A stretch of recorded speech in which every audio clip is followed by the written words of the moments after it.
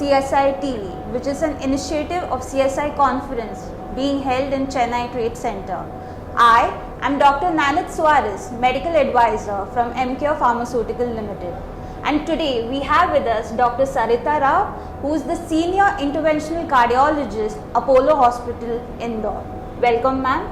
Thank you.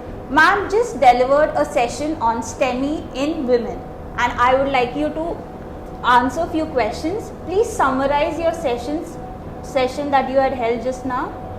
So, Nanit, I was speaking about STEMI in women, as you know. Now, when we talk about STEMI in women, it's a little different from men. So, when you start first from the symptoms are different. Women complain less of the traditional chest pain which men complain of. They have more of a generalized weakness and anxiety and atypical pain, breathlessness, dizziness, shortness of breath. So their symptoms are different.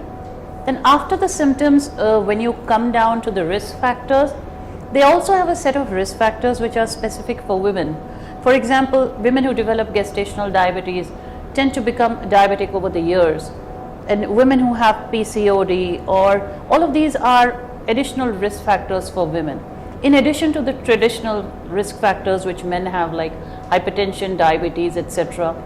Also, if you look at it, in India we did a study and we found that smoking was much less in women as a risk factor as compared to men. And after that, from symptomatology and from the risk factors, you come down to the treatment, and the treatment again in women is different.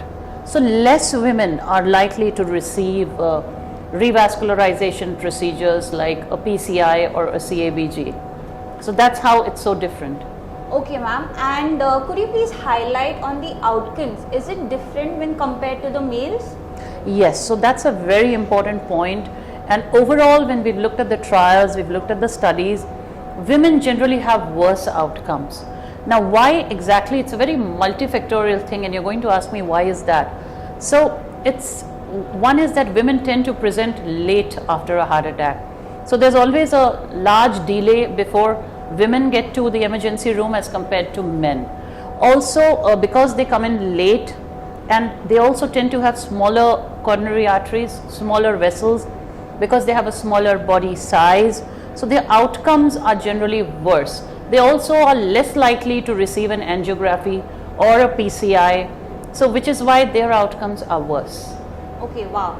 And ma'am, could you just tell me about the representation of the women population in trials? Is it similar to male?